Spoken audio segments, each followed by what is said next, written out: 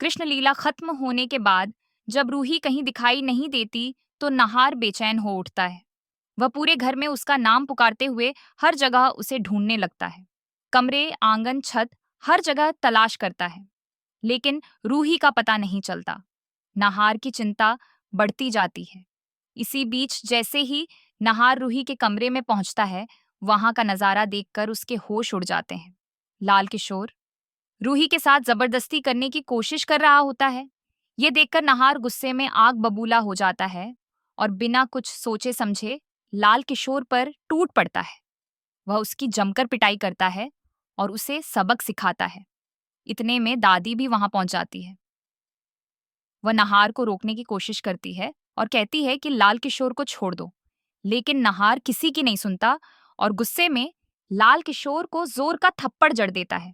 ये थप्पड़ लाल किशोर को बेहद चुभ जाता है और वह मन ही मन बदला लेने की ठान लेता है। बाद में मौका देखकर लाल किशोर रूही को घर से बाहर ले जाता है और गाड़ी में बैठाकर एक सुनसान जगह की तरफ ले जाने लगता है। रूही डर के मारे चीखने की कोशिश करती है, लेकिन लाल किशोर उसका मुंह बंद कर देता है। वह रूही से कहता है कि अब वह उसे नाहार के पास नहीं जाने देगा। इधर जब नाहार को पता चलता है कि रूही अचानक घर से गायब हो गई है, तो उसे तुरंत लाल किशोर पर शक हो जाता है। वह सुरागों का पीछा करते हुए रूही तक पहुंचने निकल पड़ता है।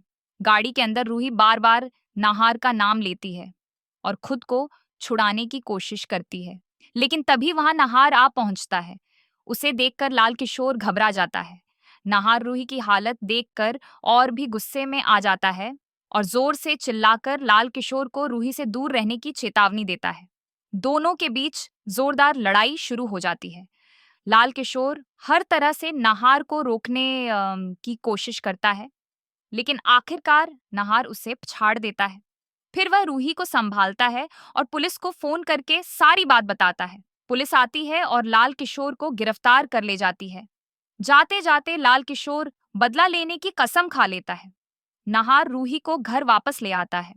घर पहुंचते ही दादी तिलमिला उठती है, क्योंकि उसकी सारी चालें नाकाम हो चुकी होती हैं। लेकिन रूही अब ठान लेती है कि वह नाहार को उसका अतीत और अपना रिश्ता जरूर याद दिलाएगी। वह नाहार को पुरानी तस्वीरें और वीडियो दिखाती है, शादी की रस्में, खुशियों भरे पल और रूहान की मासूम मुस्कान। ये सब देखकर नाहार की आंखें भर आती हैं और धीरे धीरे उसे सब कुछ याद आने लगता है। दादी ये सब देखकर गुस्से से चीख उठती है और रूही को घर से निकालने की धमकी देती है।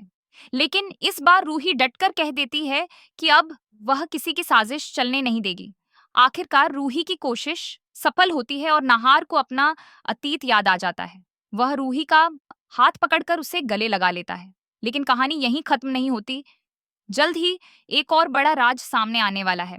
असल में रूहान को अगवा किसी और ने नहीं, बल्कि अग्नि ने किया है। अब नाहार और रूही मिलकर अग्नि का ठिकाना ढूंढेंगे और अपने बेटे रूहान को वापस लाने की कोशिश करेंगे।